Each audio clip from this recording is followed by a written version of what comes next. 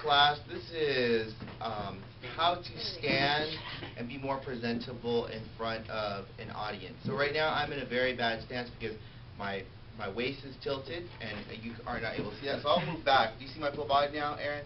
Here's the first lesson. Many times, a lot of people, their foot placement is like this. And this is a really hard position. When you put your feet really close together, that is a really difficult way to present. You get a lot weaker, and you are unable to kind of hold your balance. So what you want to do is you want to go shoulder width apart. So we'll start with your feet, shoulder width apart right here.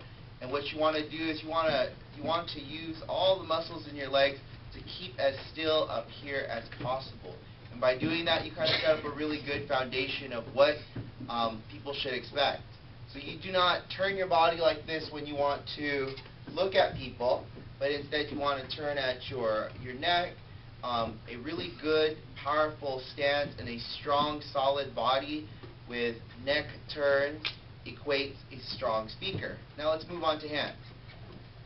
If you have a podium, hands on the podium is one of the easiest ways to give a speech. But the other one is to use your hands to gesticulate and be able to talk about major points. So if this is one of my major points, I put my hand up. If I were figuring something out, this is another valid hand movement. If I wanted to really think about how I'm going about a process, notice how my hands match exactly what I want to say, right? The other thing that I need you guys to know is a lot of you are reading.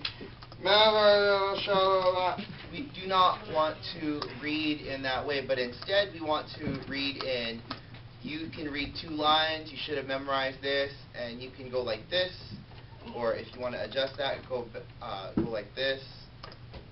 Read, neck, serve some neck over here.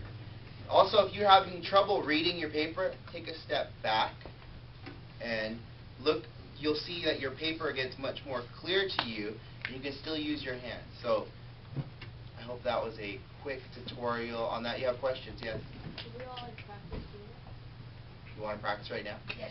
Yeah, I have a question. What? Is banging your fist against like the podium, does that improve your speech?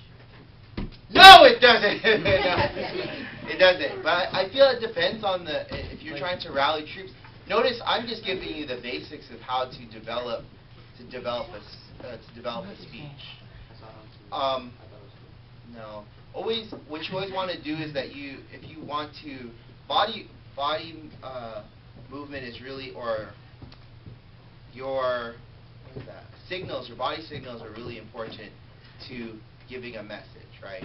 If you look like you're this, does it look like you want to deliver a message? Right? Yo, you want to deliver a message like this? So I was like, If you deliver a message, is that really like you want to deliver a message, right? No.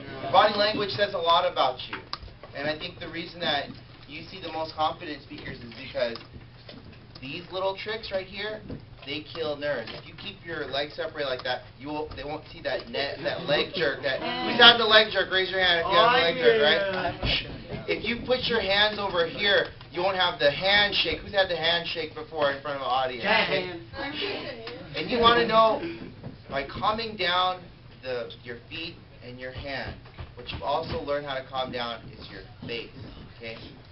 It takes less muscles to smile than it does to frown. Did you know that? No. It takes less.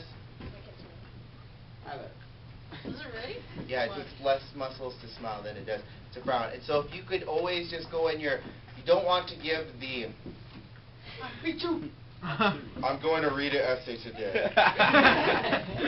get it? Right. I'm going to read an essay today, and you just kept the most natural, semi-happy face. But if it's a serious essay, you're going to talk about the Holocaust and death, and you don't want to be like, I'm going to talk about the Holocaust.